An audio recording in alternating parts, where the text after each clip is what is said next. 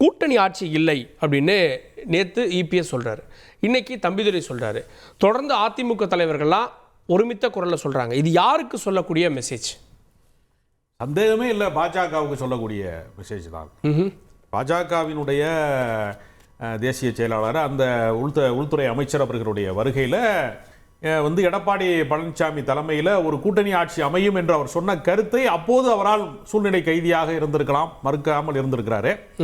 அது கட்சிக்குள்ள ஒரு பெரிய சலசலப்பை, உட்கட்சிக்குள்ளே ஒரு பெரிய பூசலை உருவாக்குகிற ஒரு சூழ்நிலை வந்தபோது சுதாரித்து கொண்டு முதல் கட்டத்திலேயே அதை மறுத்துவிட வேண்டும் என்பதற்காக அதற்கு மாற்று அறிக்கைகளை நேரடியாக எடப்பாடி பழனிசாமி அவர்களும் சொல்லியிருக்கிறார்கள். தம்பிதுரை போன்ற கட்சியின் இரண்டாம் கட்ட தலைவர்கள், முதன்மை தலைவர்களினுடைய இரண்டாம் வரிசையில் இருப்பவர்களும் சொல்லுகிறார்கள் என்கிற அதிமுகவுடைய ஒப்புதல் இல்லாம அமித்ஷா அதை சொல்லியிருப்பார் அப்படின்னு நினைக்கிறீங்க?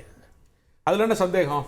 அதிமுக அப்படி ஒரு உடன்பாட்டை சொல்லி இருந்தால் எப்படி அதை மறுக்க முடியும்? அவங்க அப்படி ஒரு பொதுவான திட்டத்தின் அடிப்படையில் நாங்கள் விட்டு கொடுக்குறோம்னு சொல்லலை. அதாவது அவங்க வந்து நம்ம எல்லாருக்குமே தெரியும், அதாவது தேர்தல் ஆணையத்தில் வழக்கு இருக்கிறது, விசாரணை வளையத்திற்குள்ளே வந்து அவங்களுடைய கட்சியினுடைய முதன்மை அமைச்சர்கள் வந்து முன்னாள் அமைச்சர்கள்லாம் வந்து வழக்கு விசாரணையினுடைய வளையத்துக்குள்ளே இருக்கிறார்கள் என்கிற அச்சுறுத்தலின் காரணமாக அதிமுகவும் பாஜகவும் கூட்டணி போவது என்பது ஒரு இயல்பான கூட்டணியாகவே கருத முடியாது. யாருடைய முகத்திலேயுமே அதற்கான மகிழ்ச்சி இல்லை. கட்சி தொண்டர்கள் இதை வரவேற்கல. பாஜகவை விட்டு அதிமுக வெளியில வந்த போது பட்டாசு வெடித்து இனிப்பு கொடுத்து கொண்டாடிய தொண்டர்கள் யாருமே இதை வரவேற்றதற்கான எந்த பொருளுமே இல்லை. அது தேர்தலுக்கான அமைக்கப்பட்ட ஒரு கூட்டணி பார்க்கலாமா? ஏன்னா இவங்களுக்கு ஒரு நம்பர் இருக்கு. இன்னைக்கு பாஜக 11%, அதிமுக பெற்றிருக்கக்கூடிய வாக்குகள், கூட்டணி கட்சிகள் பெற்றிருக்கக்கூடிய வாக்கு, இந்த நம்பர் தான் ஆட்சியை தீர்மானிக்கும். பர்சனல் மகிழ்ச்சியை தாண்டி என்ன சார்? ஆட்சி ரைடு தான் எல்லாத்தையும் தீர்மானிக்கும்ங்கிறது தான் பாஜகவுடைய கோட்பாடாக இருக்கிறது. வந்து அவருடைய எடப்பாடி பழனிசாமியினுடைய சம்மந்தி வீட்டில் ரைடு போனது எல்லாருக்குமே பகிரங்கமாக தெரியும். ஒரு நிர்பந்தத்தின் வழியாக அவர் ஏன் ரகசியமாக தொழிலதிபர்கள் பல ஆட்சியில் தொழில் பண்றோம்னு எடப்பாடியாரே விளக்கம் கொடுத்திருக்காரு. அது சொல்லலாங்க, வெளியில சொல்ல முடியாத விஷயம் இருக்கு இல்லையா? உங்களுக்கு தேல் கூட்டினா எல்லாராலையும் கத்த முடியாதுன்னு ஒரு விஷயம் இருக்கு இல்லையா? சம்பந்தப்பட்டவர்கள் வந்து அதற்காக குரல் கொடுக்க முடியல, அவங்களுக்கு ஒரு நிர்பந்தம் இருக்கிறது. இந்த கட்சியை, அதாவது சரி, அந்த நிர்பந்தம் இன்னைக்கும் இருக்காதா? இன்னைக்கு வந்து கூட்டணி ஆட்சி இல்லைன்னு உறுதியா சொல்றாங்க. அன்னைக்கு அமித்ஷா இருக்கப்போ இருந்த நிர்பந்தம் இந்த 2 நாட்கள்ல இந்த ஒரு வாரத்தில் மாறிடுச்சு. நியாயமாக அவர் அப்பொழுதே மறுத்திருக்க வேண்டும். அதற்கான வாய்ப்பு, அந்த சூழல் அவருக்கு ஒருவேளை வந்து அப்போது இல்லை என்ற ஒரு மேடை நாகரிகம் கருதியோ அல்லது உள்துறை அமைச்சர் என்பதனாலேயோ அவர் அந்த நிமிடம் மறுக்காமல் இருந்து அவருடைய கருத்தை இன்னொரு சந்தர்ப்பத்தில் அவர் தெரிவித்திருக்கிறார் என்று நம்ம சொல்லலாம். ஓகே, கேட்போம். திரு பொங்கலூர் மணிகண்டன், இது பாஜகவுக்கு சொல்லக்கூடிய மெசேஜ். நேற்று அதிமுக பொதுச் செயலாளர் சொன்னார், இன்னைக்கு திரு தம்பிதுரை சொல்றாரு. இந்த மெசேஜை பாஜகவுக்கு பாஸ் பண்றதுக்காக தொடர்ந்து அதிமுக தலைவர்கள் சொல்றாங்களா? அதிமுகவை பொறுத்தவரையில் புரட்சித் தலைவர் எம்ஜிஆர், புரட்சித் தலைவர் அம்மா என்கிற அந்த 2 தலைவர்கள் எப்படி இந்த இயக்கத்தை நடத்தினார்களோ, எப்படி அவர்கள் சொல் சொன்னால் அப்படி ஏற்பார்களோ, அதிலிருந்து இம்மியளவு மாறாமல் அதிமுக இன்னைக்கு புரட்சி தமிழர் எடப்பாடியார் தலைமையில செயல்பட்டுக் கொண்டிருக்கிறது. இது மற்றவர்களுக்கு தான் பிரச்சனை, அதிமுக எந்த பிரச்சனையும் இல்லை, மகிழ்ச்சியோடு வரவேற்கிறாங்க. எல்லா மட்டங்களிலும் தொண்டர்களும் சரி, நிர்வாகிகளும் சரி, இந்த கூட்டணி வலிமையாக மாற வேண்டும் என்று விரும்புகிறார்கள். இந்த கூட்டணி அமைந்தவர்கள் பல பேருக்கு அச்சமும் பயம் வந்து விட்டது. அதன் வெளிப்பாடாக ஆளாளுக்கு அவர் மனக்கோல் பேசுறாங்க. அதிமுக எந்த பிரச்சனையுமே கிடையாதுங்க. நீங்க இந்த அதிமுக தனித்து தான் ஆட்சி அமைக்கும் என்று ஒரு பொதுச் செயலாளர் ஒரு கலந்தாலோசனையும் சொல்வார்களா? பேச முடியும் விஷயம் சொல்வாரா? இது தவறுங்க. அதாவது அவர் வந்து ஹிந்தியில ஒரு வார்த்தை சொல்லியிருக்கா, அதாவது தமிழ்நாட்டு மொழியில் பேசினா தெளிவா சொல்ல முடியும். கூட்டணி ஆட்சி இல்ல, கூட்டணி ஆட்சி அமைக்க என்பதற்கும் கூட்டணி அரசமைப்பு என்பதும் வித்தியாசம் என்று பேசணும். அப்போ இதை வைத்துக் கொண்டு இதை விவகாரமாக்கி பெரிதாக்கி ஊதி பெரிதாக்கி அதிமுக பாஜக தொண்டர்கள் மத்தியிலே ஒரு சலசலப்பை உருவாக்க வேண்டும் என்று திட்டமிட்டு திமுக அரசு செயல்பட்டுக் கொண்டிருக்கிறது. ஏன்னா திமுக பெரிய அச்சம்ங்க, இந்த கூட்டணியில் நிறைய கட்சி வரப்போறாங்க. அப்போ 21 இதே கூட்டணி இருந்த போது மிக குறைவான வாக்குகளை வெற்றி பெற்றோம். இனி இந்த கூட்டணி நம்முடைய 5 ஆண்டு கால ஆட்சியினுடைய அவநம்பிக்கைக்கு பிறகு இல்ல சார், நிச்சயமாக தோல்வி இல்ல. இது அமித்ஷா இருந்தப்போ அந்த பொருள் மாறுபட்டு வந்துருச்சு, அது கட்சியில சலசலப்பை ஏற்படுத்தியிருக்கு, அதனால தெளிவுபடுத்த வேண்டிய சூழல் ஏற்பட்டிருக்கா? சார், எந்த சலசலப்பு எங்க சார் எங்கேயுமே கிடையாது. பேசுறது சலசலப்பு, அவர்களுக்கு அச்ச பதற்றம்ங்க. அணி அமைச்சிட்டாங்களே, அணி உருவாயிடுச்சு, பதற்றம் எல்லாத்துக்குமே. எடப்பாடியார தொடக்கத்திலிருந்து பாருங்க, ஒரு கிள்ளுக்கறியாவே நினைச்சாங்க. அவர் ஆட்சிக்கு வந்தவரும் சரி, அவர் ஒருமைப்பாளர் பொதுச்செயலாளரும் சரி, அதுக்கு பிறகும் சரி, ஒவ்வொரு நிலையிலும் ஒவ்வொரு படிக்கட்டிலும் அவரை கிள்ளுக்கீழாகவே பேசிக் கொண்டு வந்தவர்கள் அனைவருக்குமே இன்னைக்கு அவர் வந்து மௌனமாக இருந்தே சாயத்து காட்டி இன்னைக்கு உச்சமையாக பொதுச்செயலாளர் வழங்கி கொண்டிருக்கிறார். ஒட்டுமொத்த கட்டுப்பாடும் இன்றைக்கு அதிமுக அவரோடு நிற்கிறது. ஏன்னா இதை சகித்துக் கொள்ள முடியாத பல பேர் இன்றைக்கு இது போன்ற கட்டுக்கதை பேசுறாங்க. அதிமுகவுக்கு எந்த பிரச்சனையும் இல்ல, கூட்டணிக்கு பிரச்சனை இல்ல. மத்தவங்க சொன்னா பரவாயில்ல சார். நயினா நாகேந்திரன் சொல்றாரு சார், அமித்ஷா முடிவு பண்ணுவாரு சார். நயினா நாகேந்திரன் என்ன சொன்னாரு? அந்த மாதிரி எல்லாம் இல்லைங்க அப்படின்னு சொன்னாரு. இல்ல, இதை கேட்டோம்னா முடிவு பண்ணது அப்படி சொல்ல ரெண்டையும் சேர்த்து சொன்னார்.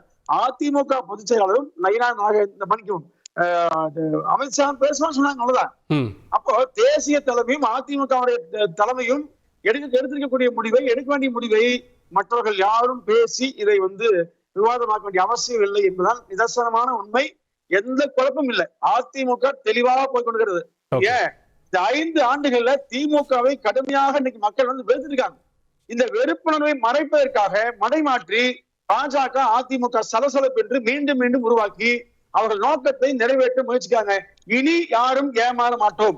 நிச்சயமாக 2026 திமுக வீடு அனுப்புவோம். கேட்போம் நான் திரு நாகராஜ்கிட்ட. பாஜக இதை ஏற்றுக்கொள்ளவில்லையோ, அதனாலதான் அதிமுக பல டோன்ல இதை சொல்றாங்களோ? ஏன்னா அமித்ஷா சொன்னது என்டிஏ கூட்டணி ஆட்சி அப்படின்றது, ஒரு கமா மாற்றி போட்டா என்டிஏ கூட்டணி ஆட்சின்னு சொல்லலாம், என்டிஏ கூட்டணி ஆட்சி அமைக்கும்னு சொல்லலாம். எந்த பொருளில் அதிமுக இன்னைக்கு சொல்லுது? பாஜகவுடைய கணக்கு என்ன சார்? எப்போ சார் ஆட்சி அமைக்க முடியும்? 2 பேரும் சேர்ந்து ஆட்சியை பிடிச்சாதான் அமைக்க முடியும். தேர்தல் ஜெயிச்சாதானே. முதல்ல இந்த கூட்டணிக்குள்ள ஒரு கெமிஸ்ட்ரி ஒரு கேப் இருக்கு. அந்த கெமிஸ்ட்ரியை சரி பண்ண வேலைக்காக தான் இந்த 1 வருஷத்துக்கு முன்னாடியே இந்த அலையன்ஸை ஃபிட் பண்ணியிருக்காங்க. ரைட். நயினா நாகேந்திரன் அவர்களும் சரி, இபிஎஸ் அவர்களும் சரி, இந்த விஷயத்தை ரொம்ப ஸ்மூத்தாக அணுகணும்னு நினைக்கிறாங்க. ரைட். ஃபர்ஸ்ட் காமன் மினிமம் ப்ரோக்ராமில் ஃபர்ஸ்ட் சொல்லப்பட்டிருக்கிற விஷயமே என்னன்னா, முதல்ல 2 தொண்டர்களும் ஒன்றிணைய வேண்டும் என்று ஒரு விஷயத்த சொல்லியிருக்காங்க. இப்போ அடுத்த 2 மாதம், ஏன்னா ஒரு கூட்டணியில் 2 பேர் பிரிஞ்சு கிட்டத்தட்ட நிறையா வாக்குவாதங்கள்லாம் நடந்திருக்கு, அதெல்லாம் சேரணும் அப்படின்னு இருக்காங்க. ப்ளஸ் இவங்க 2 பேரும் கெமிஸ்ட்ரி இல்லைன்னு சொல்லி ஒரு மிகப்பெரிய பிம்பமும் கட்டமைக்கப்பட்டிருக்கு. ஸோ அதையும் உடைக்கணும். இதெல்லாம் தான் முக்கியமான வேலை. தவிர இவங்க கூட்டணி ஆஃப், ஆட்சி கீழ்ச்சி, அதுக்கெல்லாம் டைம் இருக்கு. எலெக்ஷன் முடிஞ்சதுக்கப்புறம் கூட இதை பேசிக்கலாம். முதல் வேலை காமன் மினிமம் ப்ரோக்ராமில் 2 பேரும் கெமிஸ்ட்ரி ஒர்க் அவுட் பண்ணணும். அந்த கெமிஸ்ட்ரி ஒர்க் அவுட் பண்ணுறதுக்கு என்ன வேலைன்னு பார்க்கணும்.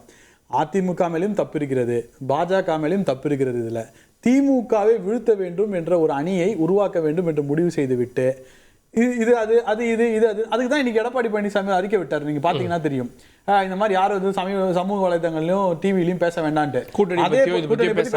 அதே போல நயினாரண்ணன் என்ன சொல்றாரு? மத்திய தலைமை முடிவெடுக்கும் ஒரு விஷயத்த சொல்றாரு. என்ன சொல்ற? மத்திய தலைமை முடிவெடுக்கும் விஷயம்னா கரெக்டான விஷயம் தானே. அமித்ஷா அவர்கள் தான் அந்த கூட்டணியை உருவாக்குகிறார். அமித்ஷா அவர்கள் தான் எல்லாரையும் உட்கார வச்சு பேசுறார். சோ அமித்ஷா என்ன சொல்றாரோ அதுபடி நாங்க செயல்படுவோம். அமித்ஷா அவர்கள் தான் உருவாக்குகிறார், ஓராண்டுக்கு முன்பே உருவாக்குகிறார், திடீர்னு உருவாக்குகிறார். அப்படின்னா ஜூனியர் பார்ட்னரா பாஜக இருக்கிறதுக்கு அவரு அந்த முடிவு எடுத்திருக்காரா சார்?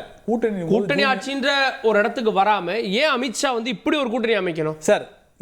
இந்த ஒரு தேர்தலை பொறுத்தவரை இது மாநிலங்களுக்கான தேர்தல், தமிழகத்துக்கான தேர்தல். தமிழ்நாட்டில் இன்னைக்கு பெரிய கட்சி யாரு இந்த கூட்டணியில்? ஆப்வியஸா அது அதிமுக தான். எடப்பாடி பழனிசாமி அவர்கள் தான் முதல்வர் வேட்பாளர் சொல்லிட்டாரு.